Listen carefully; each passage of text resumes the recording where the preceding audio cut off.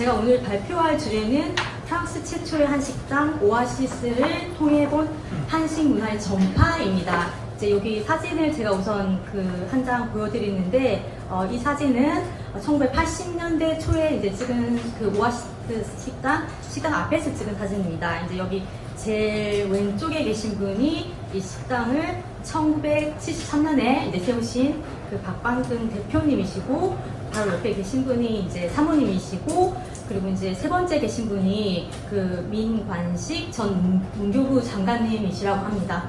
네 번째 분은 제가 사실 누군지 모릅니다. 근데 어쨌든 오아시스 식당이 생기고, 그때 그 프랑스를 방문하시는 주요 인사들이 이제 사랑방처럼 방문하셨던 그 식당인데, 제가 오늘 그 식당에 대해서 이제 사례를 소개하도록 하겠습니다. 제가 이제 처음에 엄기웅 대리님께서 이제 저한테 연락을 주셨을 때 드렸던 질문이, 저를 어떻게 하셨어요? 이렇게 이제 그 질문을 드렸는데, 그 이유가 저는 사실은 디아스포라 연구자입니다. 굉장히 디아스포라를 사랑하고, 그러니까 디아스포라 연구를 오랫동안 해왔기 때문에 많은 분들이 뭐 저 디아스포라 분야에서는 저를 모른다고 할 수는 없을 것 같고, 근데 그 반면에 그 식문화를 연구하시는 분들이 어떻게 저를 아셨을까 궁금했습니다. 그러니까 저는 디아스포라 처음부터 한식 연구를 한 것이 아니라 디아스포라를 연구를 하다 보니까 그분들의 이제 발자취를 따라가 보다 보니까, 아까 이사장님께서도 말씀하셨는데, 정말 그 디아스포라와 함께 그 해외로 저희의 이제 한식 문화가 같이 이주를 하게 됐고, 또 그리고 이제 단순하게 그 음식이 정말 그 먹고 사는 문제가 아니라 그 한인분들의 그런 민족 정체성과 굉장히 연관되어 있으면서 한식을 먹으면서 모국의 정을 느끼고, 그리고 또 이제 이 한식이 중요한 게 그 이런 가족 집단이라든지 아니면 저희 한인이라는 그런 에트닉 그 커뮤니티 내에서만 소비되는 것이 아니라 점차적으로 또 이제 타민족으로까지 이제 전파되고 있다는 것을 알게 됐습니다. 그리고 이제 또 이 한식 문화라는 그런 문화적인 자본을 또 활용해가지고 이제 한인 디아스포라들이 자영업도 하시고 경제활동을 하신다는 걸 제가 알게 돼가지고, 그 최근 몇 년 사이에 이제 제가 코리안 디아스포라와 그리고 이제 한식 음식 문화에 대해서 그 몇 편의 그런 이제 그 연구를 했습니다. 오늘은 제가 프랑스 사례를 소개해드리고, 그 두 번째 있는 사례는 여러분들 캐나다의 그 노란 메주콩이 굉장히 이제 많이 생산되는 걸 알고 계셨나요? 캐나다에 그 메주콩이 많이 생산되기 때문에 그 콩이 두부 만들기에도 좋고 콩나물 만들기에도 좋기 때문에 캐나다에 1976년부터 현지에서 두부를 만들고, 그리고 이제 콩나물을 만들어서 아주 작게 이제 사업을 시작하셨지만, 지금 현재는 굉장히 이제 제가 면담했을 때 캐나다의 오뚜기라고 말씀드렸는데, 굉장히 현지 사회까지 크게 이제 많이 한식을 전파하면서 중견기업으로까지 이제 성장한 평화식품이라는 그런 회사가 있습니다. 그래서 이제 그 회사도 제가 논문을 썼고, 나머지 두 편은 그 한인들이 해외로 나가시는 것만이 아니라 또 이제 한인분들이 한국으로 다 여기주 하시기도 하거든요. 대표적으로 중국 분포분들, 그리고 불교인들 분들도 계신데, 중남미 아르헨티나나 혹은 이제 브라질로 가셨던 분들도 다시 한국으로 이제 여기주 하시기도 합니다. 학생들은 한국 대학에서 이제 공부 유학을 하기 위해서 오고, 그리고 이제 그 1세대들은 은퇴를 하기 위해서 이제 한국으로 오시기도 하는데, 이렇게 한인 디아스포라가 한국으로 다시 이제 여기주 했을 때는 또 어떤 그 식문화의 접변이라든지 혼종 현상이 일어나고, 그리고 이제 중남미 출신 한인들이 그 중남미 음식 문화와 한식 문화를 한국에서 이제 섭취하는지에 대한 논문을 2편 정도 썼습니다. 또 다시 불러주시면 하나하나씩 발표하도록 하겠습니다. 이처럼 이제 굉장히 제가 강조하고 싶은 포인트는, 저는 제 한인 이제 디아스포라에서 이제 그 음식 문화 쪽으로 연구를 접근하고 있고, 여러분들 그리고 한식진흥원은 한식에서 디아스포라로 접근하고 있다고 저는 생각을 하고 있고, 오늘 이제 단순하게 이제 뭐 작은 세미나로 시작을 하지만 더 많은 이제 연구가 활성화됐으면 좋겠고, 그리고 이제 협업을 통해서 뭐 오늘 나온 원고라든지 등등 모아서 저는 이제 편서된 저서도 이제 출판하면 좋겠다는 그런 생각을 하고 있습니다. 네, 제가 이제 강의를 하다 보니까 항상 그 강의 목표를 쓰는 버릇이 있어가지고 오늘도 이제 3가지 정도로 이제 제 특강의 내용을 정리해 봤습니다. 첫 번째로 프랑스 한식업의 변천과 현황에 대해서 이제 제가 말씀을 드릴 거고, 그 다음으로는 프랑스 한인 이주사와 한인 사회에 대해서 이제 말씀을 드릴 텐데, 그 이유는 이제 한식업에 대해서 이해를 하기 위해서는 그 프랑스 한인 이주사와 한인 사회에 대한 이해가 선행되어야 됩니다.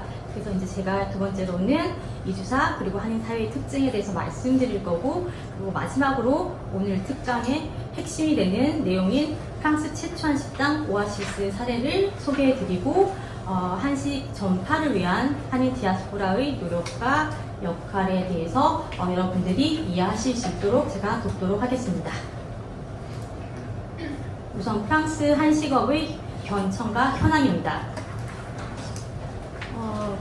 아까 뭐 이사장님 그리고 대리님 그리고 배영돈 교수님께서도 말씀하셨지만, 그 한반도에서 해외로 이제 한인들이 이주함에 따라서 한국 음식도 같이 확산이 되고, 이 음식 문화가 그 현지 음식 문화와 만나면서 접변이 일어나거나 혹은 혼종적인 그런 특성을 나타내기도 합니다. 그래서 기존 연구가 또 생각보다 아까 이제 설명해 주셨다시피 해외에 계시는 한인 디아스포라가 거의 700만에서 750만에 이른다고 하지만, K 디아스포라와 그 한식 문화의 그런 접점에서 연구한 그 연구가 사실은 많지가 않습니다. 그 중에 한 분이 이제 배영돈 교수님이시고 오늘 좋은 말씀을 발표를 해주셨습니다. 그동안 재미동포, 고려인 그리고 중국 동포를 대상으로 이런 연구들이 이루어졌고, 그리고 이제 한국 음식도 세계 여러 지역에서 한인 이민자들이 타민족들과 접촉하는 곳에서 자연스럽게 이제 전파가 되고 있는데요. 이제 제가 이제 한 학술대에서 가서, 저도 BTS 좋아하고 블랙핑크 좋아하는데, 그 어느 날 갑자기, 물론 그 슈퍼스타죠. 이제 글로벌 한류 스타들이 하고 있는 그런 공공외교적인 측면에서 하고 있는 역할이 대단하지만, 그 이전에 사실은 아래로부터 그 한인 디아스포라들이 오래전부터 이주를 하면서 그 외국의 그 현지인들의 이웃으로서 혹은 많은 이제 한식 전파를 위해서 노력해 왔다는 점을 저희가 그런 선구적인 노력을 저희가 이제 인식하고 이제 할 필요가 있다는 게 이제 항상 제가 이제 강조하고 있는 부분입니다. 그리고 또 아까 이제 대리님께서 말씀하신 대로 미국으로는 한인들이 20세기 초에 하와이 사탕수수 농장으로 이제 이주를 했고, 이 한인들에 의해서 한민족 음식이 그리고 하와이 그런 타민족에게 많이 퍼졌고, 지금도 김치와 불고기는 굉장히 이제 하와이에서 이제 인기 있는 그런 음식입니다. 프랑스 한인에 관한 사실은 연구가 많이 이루어지진 않았는데, 프랑스 한인에 관한 이제 가장 최근에 좋은 자료로는 프랑스 한인 100년사라는 책이 있고, 이 책이 2019년에 이제 발간이 됐습니다. 이 책에 보면 미식가들의 천국 프랑스에서 한식으로 삶을 이끌어낸 사람들이 있다. 한국이라는 나라가 생소했던 시절부터 프랑스인들에게 한식으로 한국을 알려온 그들의 희노애락은 1970년에서 2000년대 한인 사회의 역사와 개를 같이 한다. 1973년 처음으로 문을 두드린 이래 2018년 현재 파리에는 150여 개의 한식당이 있다라는 이런 내용이 있습니다. 여러분 여기서 알 수 있는 게, 프랑스에는 한식당이 1973년에 처음으로 생겼구나 라는 것을 아실 수가 있고, 그 식당이 바로 오아시스입니다. 그리고 2018년에는 150개 정도가 있었구나 라는 사실을 여러분들이 알 수가 있는데요. 보면은 각 한인 디아스포라들이 사시는 곳마다 그곳에 이제 그 동포분들이 많이 보시는 신문들이 있습니다. 프랑스에서는 이런 동포분들이 프랑스 존이라는 그런 이제 신문들을 많이 보시는데, 올해 2월에 한식 파리에서 꽃피우다, 프랑스 한식 맛집 재발견 프로젝트라는 이제 그 기사가 있었고, 그 기사에 보면 최근 전 세계적인 한류 열풍과 함께 한식이 주목을 받고 있는 가운데 미식의 나라 프랑스에서도 한식에 대한 관심이 폭발적으로 증가하며 한식당의 수가 300여 개가 넘어섰다라고 되어 있습니다. 2018년에 150개였는데 지금 이제 올해에는 2025년에는 300개가 됐으면 거의 많이 늘었잖아요. 아마 여기에는 그 한류 그 스타들의 굉장한 그 한류 드라마의 영향이 컸고, 물론 이런 한식진흥원이라든지 한국 정부 차원의 그런 한식의 세계화의 노력이 아주 큰 노력 덕분이라고 할 수 있다고 생각합니다. 그리고 이제 두 번째 그 문장에 보면 파리와 인근 지역에서는 한식당이 단순히 식사를 제공하는 공간을 넘어 문화와 맛을 경험하는 장소로 자리 잡고 있다라고 되어 있습니다. 물론 저희가 이제 상식적으로도 어느 정도 알고 있는 내용이지만 이게 사실은 제 연구의 메인 포인트거든요. 그래서 보면서 혹시 저희 논문을 읽으셨나? 라는 생각을 했는데, 제가 이제 강조했던 부분이 그 오아시스가 단순히 오셔서 한국 음식 먹는 곳이 아니라 그 공간을 통해서 한국 문화가 전파가 되고 그 작은 이제 한국 문화원 같은 그런 역할을 하지 않았나라는 것을 제가 이제 제 논문을 통해서 강조하고 있습니다. 그리고 이제 그 제가 얼마 전에 그 인터넷으로 그 전라도 양파 김치를 하나 주문을 했거든요. 혹시 드셔본 적 있으세요? 너무너무 맛있는 거예요. 그래서 이제 이게 정말 양파 그 동그란 거 있잖아요. 그 게로 그 김치를 담은 거예요. 너무 맛있어가지고 엄마한테 전화해가지고 김치가 너무 맛있다라고 말씀드렸더니 엄마가 그 전라도 쪽에 그 굉장히 이제 일단 토질이 굉장히 좋고, 그리고 이제 여러 가지로 그 아까 이제 교수님께서 그 배추도 이제 각 나라마다 맛이 다르다고 했는데, 이 작은 저희 한국에서도 사실은 지역마다 조금씩 이제 맛이 다른데 또 젓갈이 다르고, 그래서 아마 깊은 맛이 나서 그 김치가 맛있었을 거라고 이제 말씀을 하시더라고요. 그처럼 이제 특정 지역 음식 문화는 그 지역 고유의 이제 지리 환경적인 그리고 사회 문화적 특성에 의해서 형성되어 왔습니다. 그런데 이제 저희가 또 하나 그 이주민의 유입을 고려해야 되는데, 타 지역으로부터의 새로운 음식 재료와 요리법뿐 아니라 이주민의 유입이 지역의 음식 문화에 변화를 가져오기도 합니다. 그리고 이민자들에게 음식은 중요한 민족 문화의 상징이며 이들의 음식 관행은 모국과 이주국의 독특한 문화 역사적 조건과 맥락을 반영합니다. 그리고 이제 제가 이제 그 프랑스의 그런 한식업계의 변천과 현황에 대해서 이제 간단하게 이제 조사를 했는데, 우선 보시면은 1973년에 오아시스가 생기고, 그리고 그 다음에 아주 이제 몇 개 안 되는 한식당들이 생기기 시작한 게 1970년대입니다.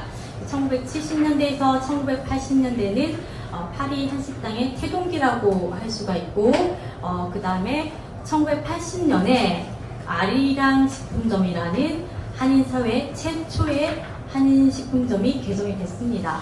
여러분들 뭐 한인마트 생겼네? 라고 생각하실 수가 있지만, 그러니까 제가 전 세계 코리아타운을 연구하는 그런 연구자인데, 이게 너무 어마어마한 그런 상징적인 의미를 가지고 있거든요. 생각해보세요. 이제 예를 들면 파리에다가 한인마트 조그만 거 구멍 가게라도 하나 열려면은 고추장 들여와야 되죠. 김 들여와야 되죠. 그럼 그것도 그 마트가 생겼다는 것 자체가 그 정도 이제 수요가 있다는 얘기잖아요. 그 지역에 정말 그 한인들이 조금이라도 이제 모여 사시는구나 라는 거를 아실 수가 있고, 그 마트가 생긴가 보통 이제 미국, 캐나다도 마찬가지인데, 이렇게 이제 한인 식품점이 생기는 게 거의 코리아타운의 출발이라고 생각을 하시면 돼요. 그래서 마트가 생기고, 식품점이 생기고, 식당들이 생기면서 그 주위로 이제 한인 그런 자영업이 이제 많이 생기면서 그 지역이 이제 코리아타운이 되는 경향이 있거든요. 근데 파리는 근데 워낙 이제 한인 수가 적다 보니까 식품점이 생겼지만 그 지역에 어떤 거주지를 형성한다든지 코리아타운을 형성하진 않았습니다. 오랫동안. 지금은 코리아타운이 있지만 그래서 어쨌든 굉장히 상징적이고 이 80년이 굉장히 중요한 그런 때라고 생각을 하시면 되고, 그리고 1989년이 되면은 드디어 이제 그 한인 그 음식점, 한식당 주인들이 모여가지고 파리 한식당 조합을 만듭니다. 그래서 이 조합 이름이 지금은 한식협의회로 바뀌었는데, 이 협의회는 요식업 종사자들이 모여서 설립을 하셨는데 설립 목적은 파리 한식당 간의 정보를 교류하고 그리고 종업원 그리고 음식 가격에 관한 문제를 공유하고 그리고 식당 운영 개선에 관해서 이제 서로 상의하는 일종의 그런 이제 경제 활동 단체라고 할 수 있습니다. 그리고 1990년대에 오면은 한식당이 20개 정도 생기고 그리고 이제 그 식품점, 국제식품점 그리고 한국식품점 두 곳이 생기게 됩니다.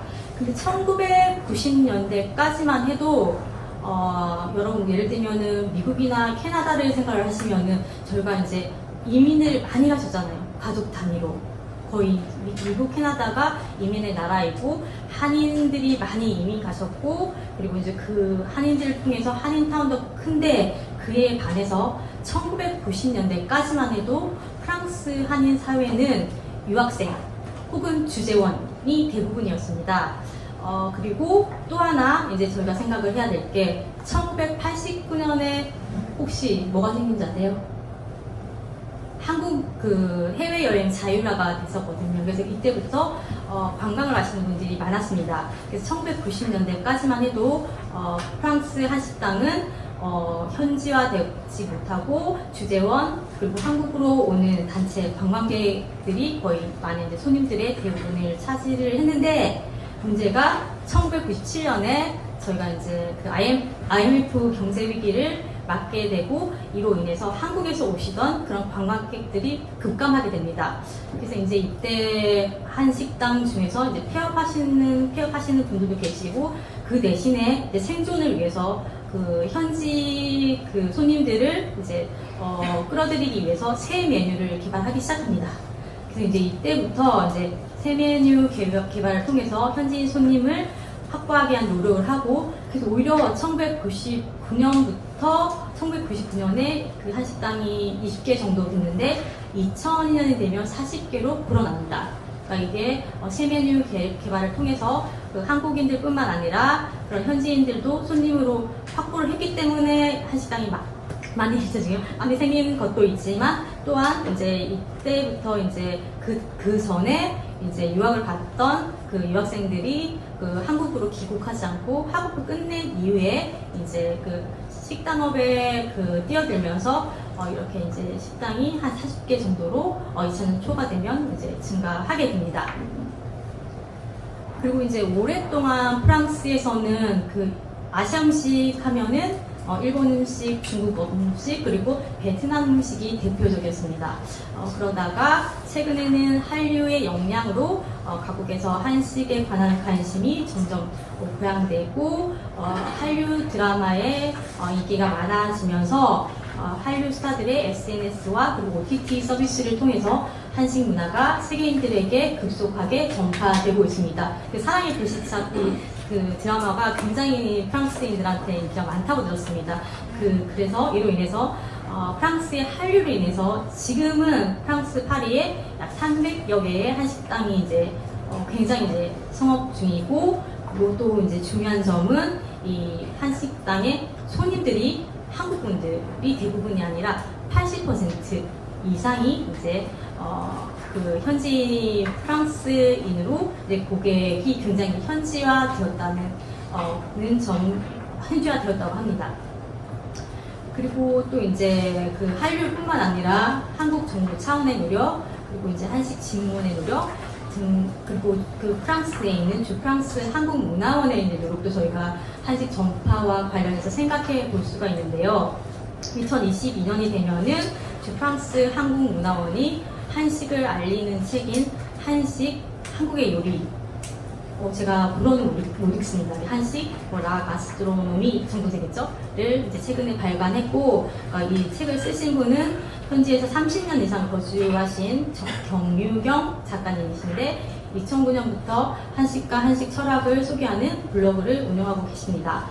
그래서 이 책자를 만들어서 프랑스 도서관 그리고 시청, 요식 교육기관 등에 배포하고 있는 중입니다.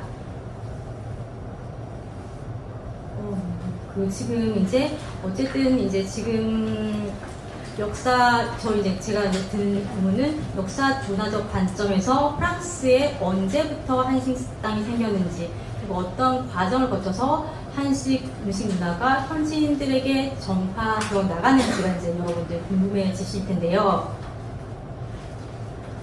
우선 이제 프랑스 한인 이주사와 그리고 한인 사회 특징에 대해서 이제 설명해 드리도록 하겠습니다.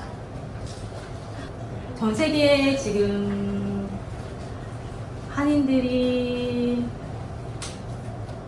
약 700만 명 정도가 있고, 그 중에서 이제 프랑스에는 약 27만 명이 이제 거주하고 계십니다. 그러면은 가장 이제 한인들이 많이 거주하고 계시는 그런 국가가 미국, 그리고 중국이고, 그리고 프랑스에는 세계에서 15번째로 한국 분들이 많이 이제 거주하고 계십니다. 그리고 이제 미국과 그리고 저희 이제 한국은 굉장히 오랫동안 긴밀한 관계를 유지했고, 그리고 20세기 초부터 굉장히 많은 수의 한인들이 하와이 사탕수수 농장으로 노동을 떠난다든지 이민이 활발했는데, 프랑스는 저희가 이제 해방 직후까지 프랑스 전체에 한인들이 10명 정도였다고 합니다. 그러다가 이제 프랑스가 저희 한국 전쟁에 참전한 국가 중에 한 국가인데, 한국 전쟁 후에 한국 전쟁에 참전했던 프랑스군을 따라서 이주했던 한인들 28분이 또 프랑스로 이제 이주를 하게 되십니다. 그래서 프랑스 한인 사회는 오랫동안 유학생 중심이었는데, 특히 이제 예술가, 프랑스 문학을 전공하신 분들이 많으셨고, 또 이제 유학생 중심으로 1963년에 제 프랑스 한인 학생회라는 그런 조직이 이제 생기게 되고, 1970년대에는 이 학생회가 이제 발달해서 제불 한인회로 이제 격상을 하게 됩니다. 그리고 이제 그래서 프랑스에는 유학생, 그리고 유학한 후에 이제 정착하신 분들, 그리고 독일로 이제 파독 간호사, 파독 광부로 가셨다가 프랑스로 다시 건너오신 분들이 한인 사회에 처음 이제 토대를 만들게 되십니다.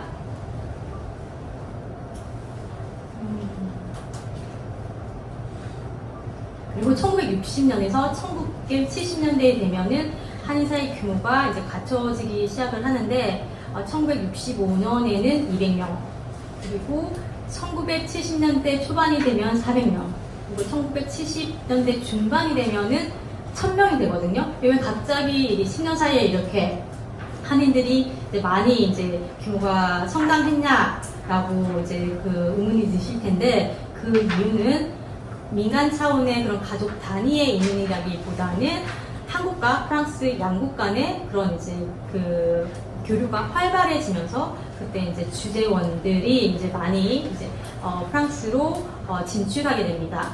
그래서 한국 경제가 성장하고 양국 간의 다양한 협력 관계가 증가하면서 한국은행이라든지 아니면 여러 대기업의 이제 상사 지점들이 프랑스에 세워지기 시작하고, 이때 한국문화원도 이제 설립이 됩니다. 이렇게 많은 이제 지상사들, 그리고 기업들, 공기관들이 프랑스에 진출하면서 이로 인해서 이제 한인사회 규모도 이제 점점 퍼져갑니다. 그리고 아까 말씀드렸다시피 1989년에 해외여행 자유화 조치가 생겼고, 이로 인해서 관광객들도 굉장히 급증합니다. 일부 유학생 주재원 중에 이제 귀국하지 않으시고 현지에서 이제 자영업 경영을 하시면서 프랑스에 남으신 분들도 계십니다. 그리고 이제 또 프랑스 한인 사회의 특징 중에 하나가 한인의 70% 이상이 파리와 파리 인근에 집중되어 있습니다. 이 이유가 뭘까요? 대부분이 유학생이고, 그리고 주재원이다 보니까 그런 이제 대학교라든지 아니면 공기관들이 모여 있는 곳이 파리니까, 그 파리에 주로 70% 정도가 한인들이 모여 계시고, 또 세계 예술의 수도라고 불리는 파리에서 수많은 한 예술가들이 유학, 또 그리고 하신 후에 유럽 미술을 이끌고 왕성한 작품 활동을 하고 계십니다. 이런 모든 프랑스 한인 사회의 특징이 오아시스를 이해하는데 이제 도움이 되기 때문에 제가 설명을 드리는 거고, 그리고 이제 이 예술가들 중에서는 상당수 귀국해서 여러분도 잘 아시다시피 한국의 예술 그리고 학문을 국제적인 수준으로 끌어올리는 데 중추적인 역할을 수행해 오셨습니다. 그리고 이제 프랑스 정착한 한인 중에 이제 자영업자는 거의 과반이 여행업과 직간접적으로 연결되어 있는 업종인 식당업, 식품업에 종사하고 계신데요. 여러분 파친코라는 그 TV 드라마 아시죠?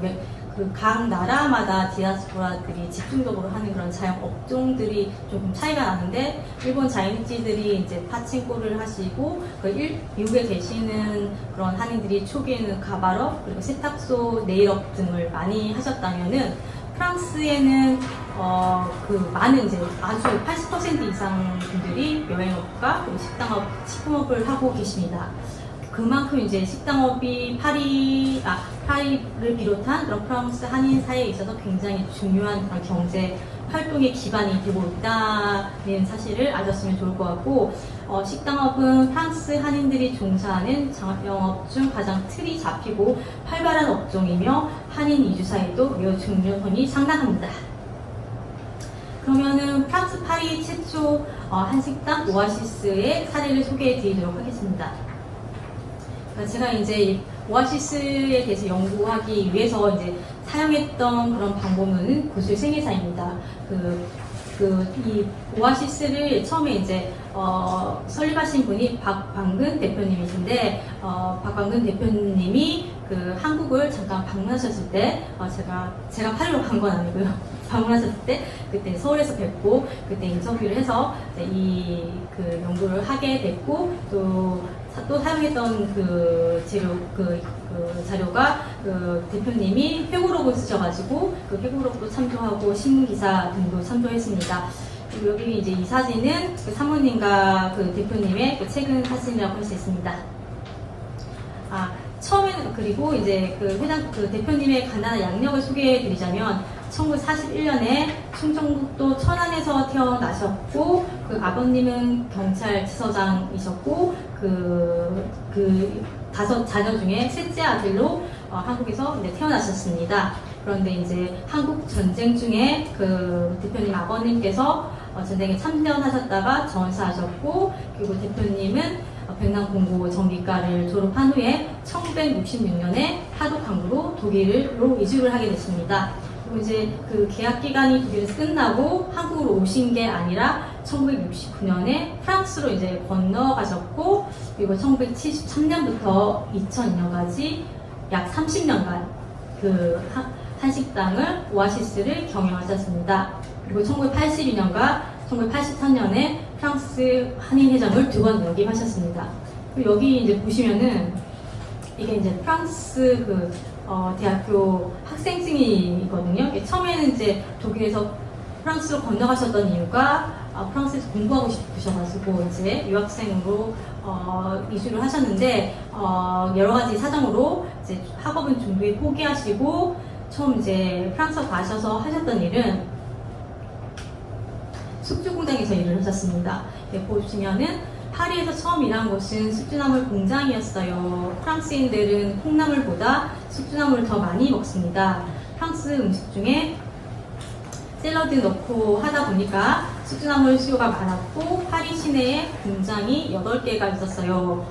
숙주 공장 8개 중에서 제일 작은 공장에 취직해서 일했는데, 1년 만에 제가 공장장으로 일하면서 제일 큰 공장보다 매출이 더 좋게 키웠어요 라고 되어 있습니다. 그래서 처음 이제 파리 가셨을 때는 공부하시려다가 여러 가지 사정으로 포기하시고, 그 다음에는 숙주나물 공장에서 직원으로 일하시다가 나중에는 공장장으로 승진을 하셨습니다. 그리고 그 다음에 1973년이 되면은 그 대만 친구가 같이 우리 이제 한번 이제 숙주 공장을 차려서 자영업을 하자라고 이제 제안을 해서 그 친구와 같이 73년에 숙주 공장을 설립을 했고, 그런데 이제 아까 이제 그 숙주 공장이 8개가 있었다고 했는데 이제 9번째 숙주 공장이 생긴 거잖아요. 그래서 굉장히 이제 경쟁이 심해서 생각보다 많은 이윤을 이제 얻지는 못하고, 그런 과정에서 이제 다른 어떤 사업을 할까 이제 고민하던 중에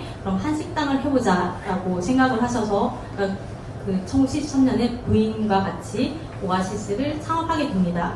처음에 이제 시작을 할 때는 4인석 식당 5개, 굉장히 이제 영세하게 이제 시작을 하셨는데, 그 이민자들은 그 자영업 경영에 있어서 민족 자원을 이제 활용할 수가 있거든요. 그래서 나중에 이 식당을 60적 규모의, 그리고 이제 8명의 직원을 고용할 수 있는 규모까지 확장을 하게 됐는데, 이제 그때 활용하셨던 게 파리에 진출한 한국은행인 외환은행으로부터 대출을 받으셨고, 그리고 그 아까 제가 양력 소개할 때 이제 5형제 중에 한 분이라고 하셨는데, 이제 그 형제 중에 2분을 그 파리로 초청을 합니다.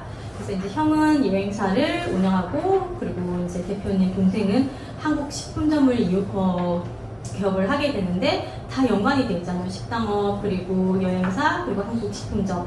형제분들께서 이제 사이좋게 오랫동안 이제 사업을 협력해서 잘 하셨다고 하셨고, 그리고 이제 그 이민자들의 자영업 경영에 있어서 가정 노동력의 활용이 굉장히 중요한데, 그 처음에 이제 그 나중에 70년대 중후반이 되고 80년대가 되면은 프랑스에 있는 한국 식당 사이에서도 이제 경쟁이 있었대요.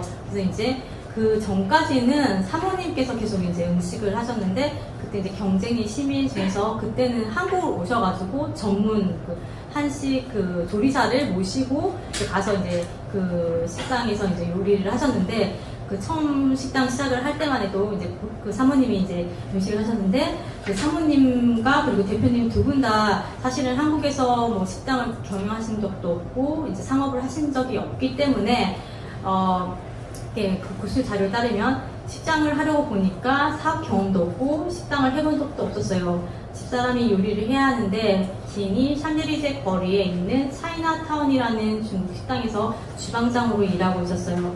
부엌에서 주방장으로 일하고 있었어요. 그래서 이제 그 처음에는 와서 중국 식당에서 이제 사모님이 실습하시고, 그래서 기본 요리법을 익히시고, 그리고 메뉴를 개발해서 식당을 개업을 하게 됩니다. 그 당시 이제 한국 식품점이 없었기 때문에 식자재는 중국 상점에서 이제 구입을 했습니다. 그리고 이제 1970년대 초만 해도 프랑스 현지에서는 한국이라는 나라 자체가 굉장히 생소했기 때문에, 그 아까 제가 말씀드렸다시피 한인 마트가 생기고, 그다음에 한인 음식점이 생기면서 코리아타운이 형성된다고 했는데, 여기서 이제 거의 한인들이 200명 정도밖에 되지 않고 한인타운이 부재했기 때문에 그 입지를 이제 프랑스 대사관이 있는 근처로 이제 식당을 창업을 하게 되고, 프랑스 대사관은 프랑스 한인 사회에서 굉장히 이제 중추적인 역할을 하고 있었기 때문에 이제 프랑스 대사관을 오고 가는 그런 관계자분들이 그 식당을 방문하는 주요 손님이었다고 합니다. 시간 관계상 이제 남은 부분은 조금 이제 빨리 진행하도록 하겠습니다. 그래서 이제 대사관 직원분들이 특히 이제 많은 손님이 주요 손님이 되셨고, 또 하나 이제 처음에 식당을 개업했을 때 주요 고객이 그 프랑스 한국군 참전 용사들이었는데, 그 대표님의 아버님이 그 6.25 때 전사하셨다는 그 소문을 듣고 프랑스 현지 이제 참전 용사분들이 많이 오시면서 한인 이 오아시스 식당을 현지인들에게 알리는 그런 중요한 역할을 했었다고 합니다. 그리고 이제 지금 보면은 프랑스 내에서도 굉장히 이제 한국 음식들이 다양화가 되어 있습니다. 그래서 보면은 전통 한식당, 프랑스 문화를 가미한 퓨전 한식당, 그리고 도시락 전문점이라든지 비빔밥만 이제 제공하는 그런 식당들이 있거나, 아니면 주인도 한국분이 아니라 중국 동포, 중국인, 프랑스인들이 운영하는 그런 한식당이 많은데, 그 대표 오아시스 경우에는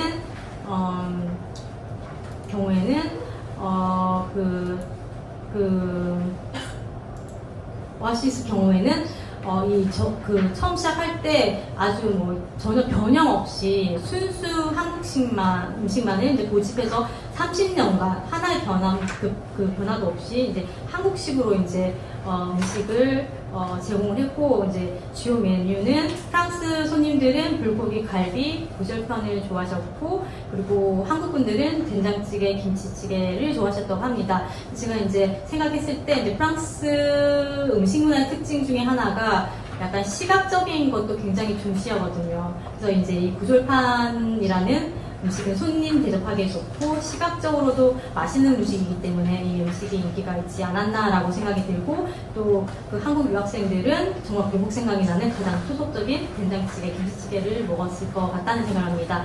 그리고 이제 오랫동안 아래로부터 한국 문화를 음식 문화를 확산하기 위해서 굉장히 이제 노력을 많이 해오셨습니다.